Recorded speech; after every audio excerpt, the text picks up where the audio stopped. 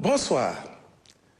Le président de la République réaffirme sa gratitude envers le peuple sénégalais pour son élection à la tête du pays et pour la majorité à l'Assemblée nationale. Après une année de gestion du pouvoir et malgré une situation économique et financière peu reluisante héritée, il réitère l'engagement du gouvernement à conduire les réformes nécessaires et à asseoir une gouvernance vertueuse pour le redressement du pays. Relativement à la fête de la Korité, le chef de l'État demande au gouvernement de garantir un approvisionnement des marchés et un déroulement paisible des célébrations sur l'ensemble du territoire. Concernant l'amélioration des services publics, le président de la République salue le travail du médiateur de la République et exige une meilleure prise en compte de ces recommandations par les ministères. Dans l'optique de la préparation de l'hivernage, des mesures urgentes sont annoncées. Curage préventif des ouvrages, finalisation des projets dans les zones sensibles comme Keur Massar, Parcelles Assainies et Touba, et la tenue d'un conseil interministériel dédié en avril 2025.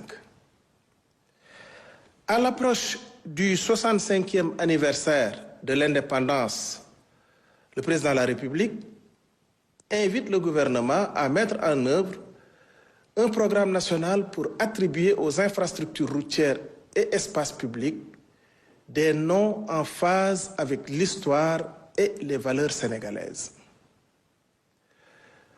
Le Premier ministre, quant à lui, est revenu sur le pilotage des projets et programmes du référentiel Vision Sénégal 2050. Les ministères sont appelés à travailler ensemble autour de 12 chantiers prioritaires axés sur les chaînes de valeur.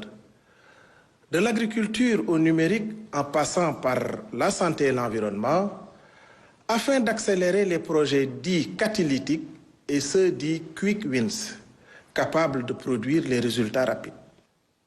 Ces projets, mis ensemble, feront l'objet d'une mise en cohérence au niveau budgétaire et s'inscriront dans la logique de l'agenda national de transformation. Par ailleurs, pour renforcer l'équité sociale, les programmes Progress et 1000 coopératives solidaires ont été activés, ciblant notamment les femmes, les jeunes et les personnes vulnérables. Face à la persistance de la pauvreté, notamment en milieu rural, un nouveau cadre de gouvernance sera mis en place pour optimiser les interventions. Enfin, conformément aux directives du président de la République, des mesures sont en cours d'application en rapport à la maîtrise des dépenses publiques et à la modernisation du système de collecte des recettes, notamment par la digitalisation. Je vous remercie de votre attention et vous souhaite une excellente soirée.